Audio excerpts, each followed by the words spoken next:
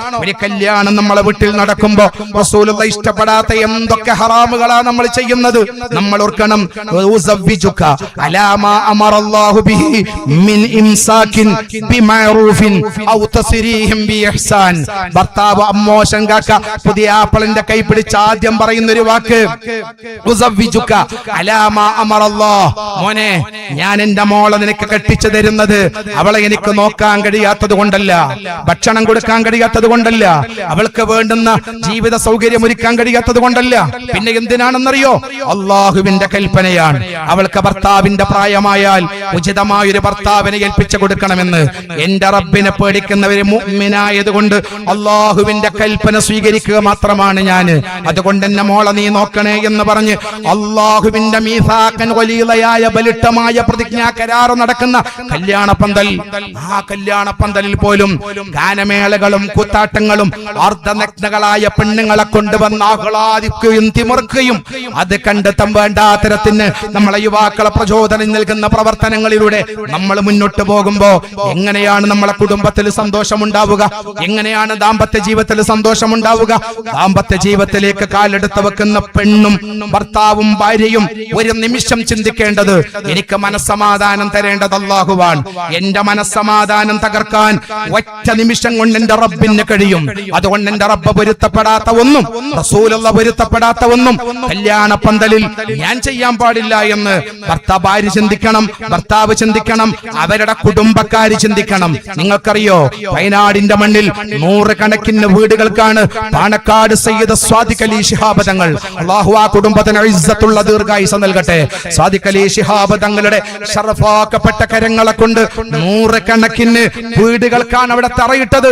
അത് കണ്ടുകൊണ്ട് ആ വീടിന് തറക്കല്ലിടുമ്പോ അത് കണ്ടുകൊണ്ട് പുഞ്ചിരിക്കുന്ന ഉമ്മമാർ, സന്തോഷം കൊണ്ട് കണ്ണ് നിറഞ്ഞ ഉമ്മമാർ, അവരാരാണ്? അവര് വീടില്ലാത്തവരാണോ? അല്ല, അവർക്കുമുണ്ടായിരുന്നു വീട്, അവർക്കുമുണ്ടായിരുന്ന സൗകര്യം. ഒറ്റ രാത്രി ഒരു മലവെള്ളപ്പാച്ചിലാണ്. ആ മല പൊട്ടി ഒറ്റ രാത്രി കൊണ്ട് അവരെ വീടുകളും മുതലുകളും തകൃതിയായി. ഇന്നവർ മറ്റുള്ളവനോട് എനിക്കൊരു വീട് തരുമോ എന്ന് ചോദിക്കുന്ന ഒരു അവസ്ഥയിലേക്ക് എത്തിച്ചു. പണം നമ്മളെ കയ്യിലുണ്ടെന്ന് കരുതി കല്യാണ പന്തലിൽ അള്ളാഹും റസൂലും പൊരുത്തപ്പെടാത്തത് ചെയ്യുന്നവരെ മിശാർദ നേരം കൊണ്ട് നമ്മളെ സമ്പത്ത് തകർക്കാൻ പടച്ച റബ്ബിന് കഴിയും. മറ്റൊന്നവന്റെ മുമ്പിൽ പോയി കൈകാട്ടുന്നവനാക്കി മാറ്റാൻ അള്ളാഹു നമുക്ക് കഴിയും. അതുകൊണ്ട് കല്യാണത്തിന്റെ പേരിലും നമ്മളെ മക്കളുടെയോ പേരമക്കളെയോ കല്യാണം നടക്കുമ്പോ അള്ളാഹ് പൊരുത്തപ്പെടാത്തത് ചെയ്യരുതേ. കാലം മാറിയിരിക്കുകയാണ്. ആര് എന്ത് വേണ്ടാത്തരം ചെയ്യാലും പറയാൻ പറ്റാത്ത ഒരു കാലത്ത് ഒരു കാര്യം ഓരോരുത്തരും അവനവന്റെ ശരീരത്തിനെ കുറിച്ച് ആലോചിക്കുക. അള്ളാഹു എന്നെ ശപിക്കുമോ? റസൂലുള്ളാഹി എന്നെ ശപിക്കുമോ? നാളെ ഞാൻ മരിക്കുമ്പോ എനിക്കൊരു തുള്ളി വെള്ളം തരേണ്ട റസൂലുള്ളാഹി എന്നോട് വെറുപ്പ് കാണിക്കുമോ? അതുകൊണ്ടില്ല, ഞാൻ എന്റെ റൂഹുള്ളിടത്തോളം കാലം അല്ലാഹ് പൊരുത്തപ്പെടാത്ത ഒന്നും എന്റെ വീട്ടിലെ കല്യാണത്തിൽ ഞാൻ കൊണ്ടുവരില്ല എന്ന് തീരുമാനിക്കാൻ ഓരോരോ കുടുംബവും തീരുമാനിച്ചാൽ നിങ്ങളാണ് വിജയികൾ. നമുക്ക് ന്യായം പറയാനുണ്ട്. ഓന്റെ പേരിലും അങ്ങനെയാണ്, ഇവന്റെ പേരിലും ഇങ്ങനെയാണ്, മറ്റോന്റെ മോളെ കല്യാണത്തിനും അങ്ങനെയായിരുന്നു, ഇവന്റെ കുട്ടിന്റെ പേരിലും അങ്ങനെയായിരുന്നു, ഇനിയിപ്പോ എന്റോടല്ല ഞാൻ മോശല്ലേ? അവിടെയാണ് 1400 വർഷം മുമ്പ് നമ്മുടെ കരളായ മുത്ത് മുഹമ്മദ് മുസ്തഫ സല്ലല്ലാഹു അലൈഹി വസല്ലമ തങ്ങൾ പറഞ്ഞ ഒരു വാക്ക്, മൻ തമസ്സക ബിസുന്നതി ഇൻദ ഫസാദി ഉമ്മത്തി. ഉമ്മത്ത് മുഴുവനും കേടുവരും. അവനും കേടുവന്നു, ഇവനും കേടുവന്നു, അവളും ഇവനും അധാർമികതയിലേക്ക് കൂപ്പുകുത്തുമ്പോഴും നമുക്ക് പറയാൻ കഴിയണം, ഞാൻ ആധാർമികതയിലില്ല, ഞാൻ മുത്ത് റസൂലുള്ളാഹിന്റെ ഉമ്മത്താണ്, ഹബീബിന്റെ ഉമ്മത്താണ്. 23 വർഷകാലം മർദ്ദന, താടന, പീഡന മുറകൾ എന്റെ മാണിക്കക്കല്ല് സഹിച്ചത് എനിക്ക് സ്വർഗം തരാനാണ്, എന്റെ വഴി നന്നാക്കി തരാനാണ്. ആ വഴി വിട്ട് സഞ്ചരിക്കാൻ മുസ്ലിമായ ഞാൻ സന്നദ്ധനല്ല എന്ന് പറയാൻ ഓരോരോ ഉമ്മാക്ക് കഴിഞ്ഞാൽ, ഉപ്പാക്ക് കഴിഞ്ഞാൽ, എന്റെ വീട്, എന്റെ കുടുംബത്തെ ഞാൻ സംരക്ഷിക്കും.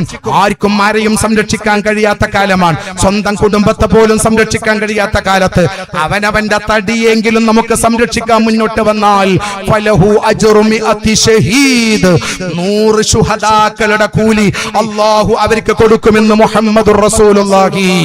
100 വട്ടം അള്ളാന്റെ മാർഗത്തിൽ ഷഹീദായ ശുഹദാക്കളെ കൂലി കിട്ടുന്ന കാലം, എല്ലാം വിലങ്ങനെയാകുന്ന കാലത്ത് ഞാൻ റസൂലുള്ളാഹിനെ കഴിയൊഴിയില്ലെന്ന് തീരുമാനിക്കുക, ഹബീബിനെ മാറ്റി നിർത്തില്ലെന്ന് തീരുമാനിക്കുക. ലോകത്തിന്റെ നേതാവിന്റെ വഴിയിലൂടെ നമ്മൾ സഞ്ചരിക്കാനുള്ള മനസ്സ് കാണിക്കുക. എങ്കിൽ നമുക്ക് രക്ഷപ്പെടാൻ കഴിയും. അതുകൊണ്ട് ഞാൻ എന്റെ വാക്കുകൾ അവസാനിപ്പിക്കട്ടെ. എന്റെ ഉമ്മമാരോട്, എന്റെ എന്റെ രക്ഷിതാക്കളോട്, യുവാക്കളോട് ഞാൻ പറയുന്നത്, നമുക്ക് എന്നും മനസ്സിന് സമാധാനം തരുന്ന നമ്മുടെ കരളായ റസൂലുള്ളാഹിനെ നമ്മൾ മറക്കാതിരിക്കുക. നമ്മളെ ചെറിയ പൈതങ്ങളായ മക്കളെ ചെറുപ്രായത്തിലെ റസൂലുള്ളാഹിന്റെ വഴിയിലൂടെ വളർത്തിക്കൊണ്ടുവരിക. സൂക്ഷിക്കേണ്ട കാലമാണ്, ശ്രദ്ധിക്കേണ്ട കാലമാണ്. മക്കൾ അബദ്ധസഞ്ചാരം നടത്തിക്കൊണ്ടിരിക്കുന്ന കാലമാണ്. നല്ല നല്ല ബാപ്പമാര് കണ്ണീര് വാർക്കുന്ന കാലം. ഞാൻ പലവട്ടം നിങ്ങളോട് സൂചിപ്പിച്ചിട്ടുണ്ട്. മുഖം മൂടി അണിഞ്ഞ് കണ്ണ് മാത്രം പുറത്ത് കാണുന്ന ഒരു ഉമ്മാന്റെ രോദനം നിങ്ങൾ സോഷ്യൽ മീഡിയയിൽ കണ്ടിട്ടുണ്ടാകും. കൊടിമരത്ത ഉമ്മമാരെ, നമ്മളതിൽ പെടരുത്. ഈ നാട്ടിലെ ഉപ്പമാരെ, ആ കൂട്ടത്തിൽ നമ്മൾ പെടരുത്. വെറും കണ്ണ് മാത്രം കാണുന്ന, മുഖംമൂടി പോലും ധരിച്ച ഉമ്മ മീഡിയക്ക് മുമ്പിൽ നിന്ന് കരയുകയാണ്. എനിക്കാകെ ഒറ്റ മകനേ ഉള്ളൂ, ഒറ്റ മകൻ. ആ മകൻ എന്റെ വീട്ടിൽ ഉണ്ടാകുമ്പോ ഞാൻ എന്റെ വീട്ടിൽ ഉറങ്ങാറില്ല. ഒരു ഉമ്മ പറയാൻ, എന്റെ മകൻ എന്റെ വീട്ടിൽ ഉണ്ടാകുമ്പോ ഞാൻ ആ വീട്ടിൽ ഉറങ്ങാറില്ല. മീഡിയ ഉമ്മാനോട് ചോദിക്കുന്നുണ്ട്, എന്തേ ഉമ്മ, അവൻ നിങ്ങൾ അടിക്കുന്നുണ്ടോ, ഉപദ്രവിക്കുന്നുണ്ടോ? കണ്ണുനീരോട് ആ ഉമ്മ കൊടുത്ത മറുപടി, കൊടിമരത്ത് ഈ മഹത്തായ നിബിധനാഘോഷ പരിപാടിയിൽ ഒരുമിച്ച് കൂടിയ എന്റെ പൊന്നു പെങ്ങളെ, നമ്മളെ കണ്ണ് തുറക്കണം. രക്ഷിതാക്കളെ, നമ്മളെ കണ്ണ് തുറക്കണം. നമുക്ക് ഹബീബിന്റെ മാതൃകയിലേക്ക് നമുക്കും നമ്മളെ മക്കൾക്കും തിരിച്ചു പോകാൻ അത് പ്രചോദനമാകണം. ആ ഉമ്മ പറഞ്ഞത്, അവനെ ആക്രമിക്കുന്നൊന്നുമില്ല, പക്ഷെ അവൻ എന്നോട് ചെയ്യുന്നത് ഞാൻ പറയാൻ പറ്റില്ല, എന്നാലും പറയാം. രാത്രി പാതിരാക്ക് ഞാൻ ഉറങ്ങുമ്പോ എന്റെ വീട്ടിന്റെ റൂമിലേക്ക് എന്റെ മകൻ കടന്നു വന്ന് എന്നെ ലൈംഗികമായി ഉപയോഗപ്പെടുത്തുകയാണ്.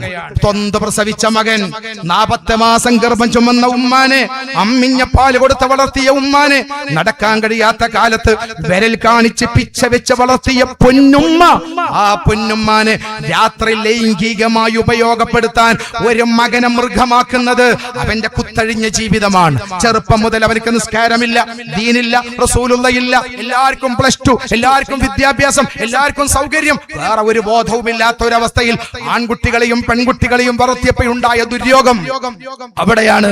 മൻ തമസ്സക ബിസുന്നതി ഇൻദ ഫസാദി ഉമ്മതി ഫലഹു അജ്റു മിഅതി ഷഹീദ്. 100 ശുഹദാക്കളുടെ കൂലി അല്ലാഹു തരുന്ന ഒരു അമല്. എല്ലാം പ്രതികൂലമാകുമ്പോ നമ്മളും നമ്മളെ മക്കളും റസൂലുള്ളാഹി പറഞ്ഞ വഴിയിലൂടെ ജീവിക്കുക, അല്ലാഹുവിന്റെ ഹബീബ് പറഞ്ഞ വഴിയിലൂടെ ജീവിക്കുക. ആ ജീവിതം നമ്മൾ ചിട്ടപ്പെടുത്തി മുന്നോട്ട് കൊണ്ടുപോവുക. അതിനുള്ള സംവിധാനങ്ങളൊക്കെ നമ്മുടെ മുമ്പിലുണ്ട്. അല്ലാഹു നമുക്ക് തൗഫീഖ് നൽകി അനുഗ്രഹിക്കട്ടെ. അത് നമ്മൾ ഉപയോഗപ്പെടുത്തുക.